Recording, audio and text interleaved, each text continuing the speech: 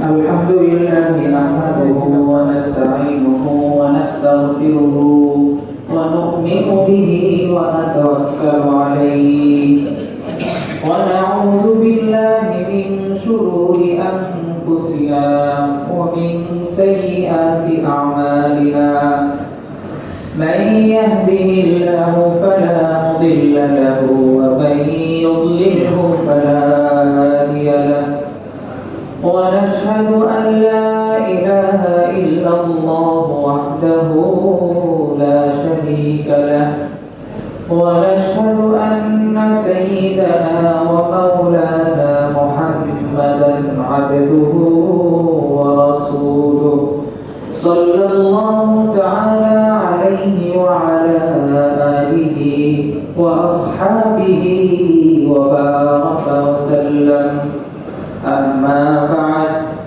فأعوذ بالله من الشيطان الرجيم بسم الله الرحمن الرحيم إنا أنزلناه في ليلة القدر وما أدراك ما ليلة القدر ليلة القدر خير من ألف شهر تنزل الملائكة والروح فيها بإذن ربهم من كل أمر سلام هي حتى مطلع الفجر وقال رسول الله صلى الله عليه وسلم تحروا ليلة القدر في الوتر من العشر الأواخر من رمضان أو كما قال عليه الصلاة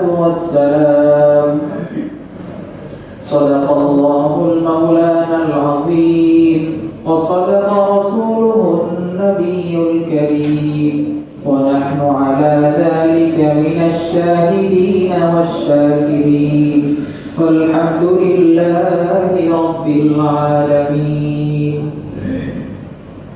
الحمد لله আল্লাহ তাআলার দরবারে লাখ কোটি শুকরিয়া যে আল্লাহ তাআলা আমাদেরকে প্রথমত রমজানুল মুবারক দান করেছেন এবং পুরা রমজান আমরা তো একেবারে রমজানুল মুবারকের শেষ প্রান্তে এসে উপনীত হয়েছি আর মাত্র 3 দিন অথবা 2 দিন অথবা 3 দিন বাকি আছে এটা একটা শুকরিয়া তারপরে আল্লাহ তাআলা আমাদেরকে আল্লাহ তাআলার সম্পূর্ণ কালাম দীর্ঘক্ষণ দাঁড়িয়ে নামাজে তেলাওয়াত করার এবং তেলাওয়াত শোনার তৌফিক দান করেছেন এজন্য সকলে শুকরিয়া আদায় করি আলহামদুলিল্লাহ আল্লাহ তাআলা কোরআনে কারীম আল্লাহ তাআলার এমন এক কালাম যার ফজিলত এবং এই কিতাবের মহত্ব এবং বরত্ব এটা বলে শেষ করা যাবে না আল্লাহ তাআলা এই কোরআনের মধ্যে বিভিন্ন জায়গায় আল্লাহ তাআলা এই কোরআনের ফজিলতের কথা বলেছেন এবং যেহেতু আল্লাহ তাআলা এই কোরআনকে লাইলাতুল কদরে নাযিল করেছেন এইজন্য লাইলাতুল কদরকে আল্লাহ তাআলা দামি বানিয়েছেন লাইলাতুল কদর বলি অথবা শবে কদর বলি একই কথা লাইলাতুল শব্দ অর্থ হলো রাত এটা আরবি শব্দ আর সব এই শব্দের অর্থ রাত কিন্তু সব এটা ফারসি শব্দ আর কদর শব্দের শাব্দিক অর্থ হলো ভাগ্য অথবা নির্ধারণ এই কদর শব্দ থেকে তাকদীর এসেছে যে আমরা মৌলিকভাবে যে 7টা জিনিসের উপর ঈমান আনি এর মধ্যে একটা হলো তাকদীরের উপর ঈমান আনা আমানতু বিল্লাহি ওয়া মালাইকাতিহি ওয়া কুতুবিহি ওয়া রুসুলিহি ওয়াল ইয়াউমিল আখির ওয়াল কদরি খাইরিহি ওয়া শাররিহি যে ভালো এবং মন্দ এই সব কিছুই আল্লাহ তাআলার পক্ষ থেকে এইটা হলো তাকদীর তাকদীরের বিশ্বাস তো এই তাকদীর এইটাও আসছে কদর শব্দ থেকে তো মুফাসসিরিনে কিরাম বলেন যে এই লাইলাতুল কদরে আল্লাহ তাআলা সামনের এক বছর মানুষ কি করবে, কোন মানুষ দুনিয়াতে আসবে, কোন মানুষ দুনিয়া থেকে বিদায় গ্রহণ করবে, কে কি করবে, কে মৃত্যুবরণ করবে, এই সম্পর্কে আল্লাহ তাআলা বান্দার জন্য নির্ধারণ করে। আবার ঠিক তদ্রুপ শবে বরাত সম্পর্কেও এরকম বর্ণনা পাওয়া যায়। তো দুইটার মধ্যে মুফাসসিরিনে কেরাম তাকতিক দিয়েছেন, সামঞ্জস্য করেছেন এইভাবে যে মূলত প্রথম নির্ধারণটা শবে বরাতেই করা হয়, যেটা আল্লাহ তাআলার কাছে থাকে। আর এই লাইলাতুল কদরে এসে আল্লাহ তাআলা এই যে নির্ধারণ করেছেন, এই নির্ধারণটা ফেরেশতাদের কাছে হস্তান্তর করে যাতে তারা এটা বাস্তবায়ন করতে পারে। তো বোঝা গেল যে শবে বরাত আর শবে কদর উভয়টাই ভাগ্য নির্ধারণের দিক দিয়ে প্রায় বরাবর। একটা হলো আল্লাহ তাআলা নির্ধারণ করেন লাইলাতুল বরাত বা শবে বরাতে, এবং এইটা লাইলাতুল কদরে এসে ফেরেশতাদের কাছে হস্তান্তর করেন যেন ফেরেশতারা এটা জমিনে বাস্তবায়ন করতে পারে। এবং এই লাইলাতুল কদর এমন এক দামি মাস, আল্লাহ তাআলা লাইলাতুল কদরটা কেন বান্দাকে দান করেছেন, উম্মতে মুহাম্মদীকে দান করেছেন। আল্লাহ তাআলা লাইলাতুল কদর শুধুমাত্র আমাদেরকে দান করেছেন, অন্য কোন উম্মতকে আল্লাহ তাআলা এই লাইলাতুল কদর দান করেন নাই। হাদিস শরীফের মধ্যে আসছে যে একদিন রাসূলুল্লাহ সাল্লাল্লাহু আলাইহি ওয়াসাল্লাম সাহাবায়ে কেরামের সামনে এক বনী ইসরাইলের বুজুর্গ ব্যক্তির ঘটনা বর্ণনা করতেছিলেন। এক ইবাদত গুজার ব্যক্তির ঘটনা বর্ণনা করতেছিলেন এইভাবে যে বনী ইসরাইলের ব্যক্তি ছিল যে সারাদিন জিহাদ করত এবং সারা রাত নামাজের মধ্যে আল্লাহ তাআলার ইবাদতের মধ্যে কাটাইত। এইভাবে সে 1000 বছর লাগাতার একদিনও সে ব্যতিক্রম হয় নাই। সে প্রতিদিন দিনের বেলা জিহাদ করত এবং রাতের বেলা আল্লাহ তাআলার ইবাদতের মধ্যে কাটাইত। তো এইটা শুনে রাসূল নিজে এবং সাহাবায়ে কেরাম মনে মনে একটু কেমন জানি একটু বিস্মিত হলেন যে আল্লাহ তাআলা বলছে উম্মতে মুহাম্মদী সর্বশ্রেষ্ঠ উম্মত এবং রাসূলুল্লাহ সাল্লাল্লাহু আলাইহি ওয়াসাল্লাম সর্বশ্রেষ্ঠ রাসূল, কিন্তু দেখা যাবে কিয়ামতের দিন যে অন্য উম্মতের ইবাদত অনেক বেশি কিন্তু উম্মতে মুহাম্মদের ইবাদত সামান্য। কারণ এরা 1000 বছর পর্যন্ত হায়াত পেত, কিন্তু অপরদিকে উম্মতে মুহাম্মদী গড়ে হায়াত হলো 70 বছর। 60 বছর 70 বছর তারা হায়াত পায়। তাহলে এই 60-70 বছরের ইবাদত কিভাবে এই 1000 বছর তারা হায়াত পাইছে এদের ইবাদতের সাথে টক্কর দিবে? তখন আল্লাহ তাআলা এই সূরা কদর নাযিল করে উম্মতে মুহাম্মদীকে লাইলাতুল কদর দান করেন। এবং এই লাইলাতুল কদর কি জিনিস এটা ভাষায় ব্যক্ত করা সম্ভব না, আমাদের ভাষায় আমরা বলতে পারবো না। আল্লাহ তাআলা নিজেই কোরআনে কারীমের আয়াতের মধ্যে বলে দিয়েছেন ইন্না আনজালনাহু ফি লাইলাতিল কদর। আমি আল্লাহ তাআলা নিজের দিকে নিসবত করে বলতেছেন আমি নাযিল করেছি লাইলাতুল কদরে। লাইলাতুল কদরে আমি কি নাযিল করেছি? কোরআন নাযিল করেছি এবং লাইলাতুল কদর আমি দান করেছি। দুইটা বিষয় এই প্রথম আয়াতের মধ্যে আছে। তারপর আয়াত আল্লাহ তাআলা বলতেছে ওয়া মা আদরাকা মা লাইলাতুল কদর। হে রাসূল আপনি বলুন লাইলাতুল কদর কি জিনিস? এটা একটা ভাষার সৌন্দর্য। আমরা কাউকে কিছু বলতে গেলে বলি না যে ভাই এটা বলেন তো এই জিনিসটা কি জানেন কি না আপনি? আল্লাহ তাআলা এইভাবে বলতেছে ওয়া মা আদরাকা, আপনি কি জানেন মা লাইলাতুল কদর, লাইলাতুল কদর কি জিনিস? এরপর আল্লাহ তাআলা এই জবাব দিতেছেন লাইলাতুল কদরি খায়রুম মিন আলফি শাহর। লাইলাতুল কদর হলো ওই জিনিস, এমন জিনিস যেটা কি আলফি শাহর 1000 মাসের চেয়ে উত্তম। অর্থাৎ যে ব্যক্তি এক লাইলাতুল কদরের ইবাদত করতে পারবে তার এই লাইলাতুল কদর বা এক রাতের ইবাদত আল্লাহ তাআলা 1000 মাস ইবাদতের চেয়েও বেশি দামি বানিয়ে দিবে। এটা শুধু মুখে মুখে বলতেছি এরকম না, এটা আল্লাহ তাআলা সরাসরি কোরআনের আয়াতের মধ্যে আল্লাহ তাআলা বলে দিয়েছেন লাইলাতুল কদরি খায়রুম মিন আলফি শাহর। শাহর অর্থ মাস, আলফ অর্থ 1000। 1000 মাস ইবাদতের চেয়ে উত্তম। তখন সাহাবায়ে কেরাম খুশি হয়ে গেছে। আল্লাহ তাআলা এই লাইলাতুল কদরের ইবাদতের মাধ্যমে বা এই লাইলাতুল কদরের ইবাদত দিয়ে উম্মতে মুহাম্মদীকে অন্য উম্মতের উপর উঁচু বানাবেন কিয়ামতের দিন। তাদের ইবাদতকে আল্লাহ তাআলা বড় করে প্রকাশ করবেন। এখন কথা হলো লাইলাতুল কদর আমরা তো বলি বা রসুম হয়ে গেছে পালন করি যে 27 তারিখ বা 27তম রজনীতে। তো হাদিসের মধ্যে লাইলাতুল কদর কবে এই ব্যাপারে 40টার বেশি অভিমত আছে। কয়টা অভিমত? 40টা, একটা আর দুইটা না। আমরা তো যেটা গ্রহণযোগ্য কিছু রেওয়ায়েত এগুলো আপনাদের সামনে বর্ণনা করি, এছাড়া বহু রেওয়ায়েত আছে।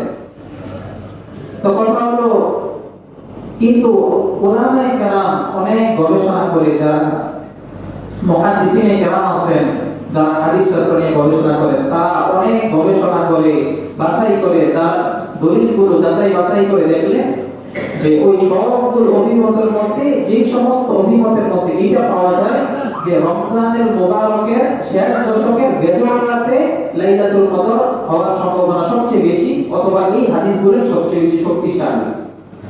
এই জন্য উলামায়ে কেরাম এই রায় দিয়ে দিয়েছেন যে লাইলাতুল কদর হলো কখন? যে রমজানুল মুবারকের শেষ দশকের বেজর রাত্রিতে, অর্থাৎ 21, 23, 25, 27, 29 এই 5টা রাতে কোন একটা রাত লাইলাতুল কদর। এমন মুহাদ্দিসিনে কেরামের গল্প আছে যারা এই লাইলাতুল কদর পাওয়ার জন্য সারা বছর রাতের বেলা ইবাদত করেছে। যেহেতু আল্লাহ তাআলা তো বছরের মধ্যে কোন একটা দিন লাইলাতুল কদর দিবেন, এটা তো ঠিক আছে। কোন রিওয়ায়াত আছে যে রমজানের বাহিরেও লাইলাতুল কদর হতে পারে। তো যেহেতু একটা সন্দেহ, এইজন্য এই লাইলাতুল কদর পাওয়ার আশায় সারা বছর প্রতিদিন রাতে লাইলাতুল কদরের জন্য ইবাদত করেছেন। কিন্তু আমাদেরকে বলা হয় যে আমরা যেন শেষ দশকের বেজর রাতে ইবাদত করি, কিন্তু আমরা এতটাই গাফেল, এতটাই দুর্ভাগা জাতি, আমরা এইটাও করতে রাজি না। কিন্তু তারপরও আমাদের জন্য কিছু কিছু হাদিসের মধ্যে আবার এই 27তম রজনীতে হওয়ার কথা আছে, ওইটার উপর ভিত্তি করে আমরা একটা দিন এটার উপর কিছু আমল করি। মূলত প্রতি বেজর রাতে, যে কোনো বেজর রাত্রিতে লাইলাতুল কদর হবে, এবং এটা প্রতি বছর যে একদিন হবে এমন না, বরং ঘুরে ঘুরে কোন বছর 21তম রজনীতে হতে পারে, কোন বছর 23তম রজনীতে হতে পারে। এটা আল্লাহ তাআলাই ভালো জানেন। আল্লাহ তাআলা এত বড় ফজিলত দিবেন, শুধু একটা নির্ধারণ করে এটা আল্লাহ তাআলা চান নাই, বরং আল্লাহ তাআলা চাইছেন যেন বান্দা লাইলাতুল কদর তালাশ করে একটু কষ্ট করে, এই একটু কষ্টের বদৌলতে আল্লাহ তাআলা এত মর্যাদা দিবেন। হাদিসের মধ্যে আছে তাহারু লাইলাতুল কদর, তোমরা লাইলাতুল কদর তালাশ করো। হযরত আনাস রাদিয়াল্লাহু তাআলা থেকে বর্ণিত, রাসূল বলেন যে তাহারু লাইলাতুল কদরি ফিল উইতরি, তোমরা বেজর রাত্রিতে লাইলাতুল কদর তালাশ করো মিনাল আশারিল আওয়াখিরি মিন রমাদান। আশারুল আওয়াখির মানে হলো শেষ দশক, মিন রমাদান রমজানের শেষ দশকে। তো লাইলাতুল কদর তালাশ করলে আমরা কিভাবে এই লাইলাতুল কদরকে কাটাবো?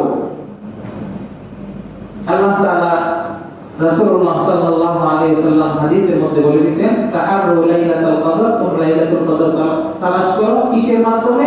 4টা জিনিসের মাধ্যমে। এক নাম্বার হলো সালাত, নামাজের মাধ্যমে তোমরা এই লাইলাতুল কদরটাকে অতিবাহিত করো। 2 নাম্বার হলো জিকিরের মাধ্যমে।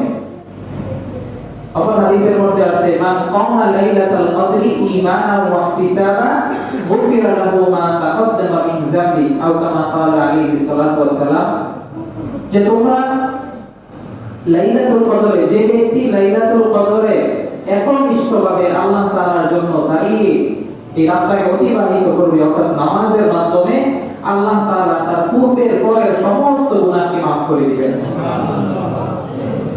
এই জন্য আমরা 1 নাম্বার হলো বেশি থেকে বেশি নামাজের মাধ্যমে এই লাইলাতুল কদরটাকে অতিবাহিত করার চেষ্টা করব। 2 নাম্বার হলো জিকিরের কথা আসছে যে তোমরা লাইলাতুল কদরে জিকিরের মাধ্যমে কাটাও। আর জিকিরের মধ্যে সর্বশ্রেষ্ঠ জিকির হলো আফজালুল যিকরি তিলাওয়াতুল কোরআন। যত জিকির আছে সবগুলাই উত্তম, কিন্তু এই উত্তমের মধ্যে অতি উত্তম হলো কোরআনে কারীমের তেলাওয়াত। তা আমরা এই লাইলাতুল কদরে বেশি থেকে বেশি নামাজ পড়ব, দ্বিতীয়ত বেশি থেকে বেশি কি করব? কোরআনে কারীমের তেলাওয়াত করব। আল্লাহ তাআলা রমজানুল মুবারক ছাড়া যে ব্যক্তি একটা অক্ষর পড়বে, আল্লাহ তাআলা তাকে 10টা নেকি দান করবেন কমপক্ষে। এটা ওয়াদাবদ্ধ যে 10টা অবশ্যই দান করবে। আল্লাহ তাআলা চাইলে বেশিও দান করতে পারেন, কারণ ইখলাসের কারণে, খুলুসিয়াতের কারণে, অবস্থার পেটে ব্যক্তি আল্লাহ তাআলা বেশি দান করতে পারেন। কিন্তু যে ব্যক্তি একটা অক্ষর তেলাওয়াত করবে রমজান ছাড়া, তাহলে সে কম পাইবার কি হবে? 10টা নেকি। এবং হাদিসের মধ্যে আছে, আমরা যে কোরআন কারীমের প্রথম সূরা বাকারার শুরুতে আছে আলিফ লাম মিম, হাদিসের মধ্যে আছে রাসূল বলতেছে যে আমি বলতেছি না যে আলিফ লাম মিম এই তিনটা একটা অক্ষর বলতেছি না, বরং এখানে আলিফ একটা অক্ষর, লাম একটা অক্ষর, মিম আরেকটা অক্ষর। তাহলে কয়টা অক্ষর হলো? তিনটা অক্ষর। তাহলে রমজান ছাড়া যে আলিফ লাম মিম এত তেলাওয়াত করবে সে কমপক্ষে কয়টা নেকি পাবে? 30টা নেকি পাবে। আর রমজানে এটা আল্লাহ তাআলা সর্বনিম্ন 70 গুণ করেন। তাহলে আলিফ লাম মিম, আলিফ পড়লে কয় নেকি? 70 নেকি। লাম পড়লে কয় নেকি? আরো 70 নেকি। মিম পড়লে আরো 70 নেকি। 3 7 21। তো রমজানুল মুবারকে এই আলিফ লাম মিম এত পড়লে কমপক্ষে 210টা নেকি আল্লাহ তাআলা দান করবেন। সুবহানাল্লাহ। আর আমার এই তেলাওয়াত যদি হয় কোথায়? লাইলাতুল কদরের মধ্যে, তাহলে এটার যে কি পরিমাণ সওয়াব বা কি পরিমাণ নেকি এটা বলে শেষ করা সম্ভব না। প্রথমত আমরা বেশি থেকে বেশি নামাজ পড়ব, দ্বিতীয়ত আমরা কোরআন কারীমের তেলাওয়াত করব।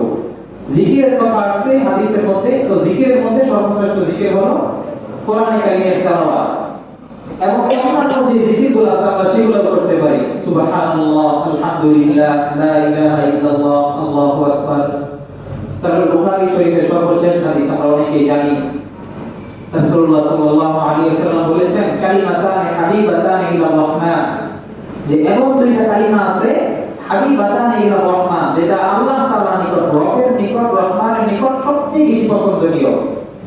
খফিফাতানি ফিল লিসান, কিন্তু বলতে মধ্যে অনেক সহজ। ওয়াসাকিলাতানি আলাল মিজান, কিন্তু মিজানের পাল্লায় অনেক ভারী। সেটা কি? সুবহানাল্লাহি ওয়া বিহামদিহি সুবহানাল্লাহিল আযীম, সুবহানাল্লাহি ওয়া বিহামদিহি সুবহানাল্লাহিল আযীম। আমরা এই জিকিরটাও করতে পারি, সুবহানাল্লাহ আলহামদুলিল্লাহ লা ইলাহা ইল্লাল্লাহ। আর এই জিকিরগুলো যে আছে, জিকিরের মধ্যে মূল হলো 4টা শব্দ, 4টা বাক্য, সুবহানাল্লাহ, আলহামদুলিল্লাহ, লা ইলাহা ইল্লাল্লাহ, আল্লাহু আকবার। এটা হলো সবচেয়ে উত্তম জিকির। এরপর অন্যগুলো জিকির, আল্লাহ আল্লাহ শুধু আল্লাহ, এটাও জিকির হবে। এরপর আবার আছে সবই জিকির। তো আমরা যতক্ষণ সম্ভব কোরআন কারীম তেলাওয়াত করব, এরপরে জিকিরের মধ্যে সময়টাকে কাটানোর চেষ্টা করব। 3 নাম্বার হলো সদকা করা। রাসূলুল্লাহ সাল্লাল্লাহু আলাইহি ওয়াসাল্লাম বলেন তোমরা লাইলাতুল কদরে কি করো?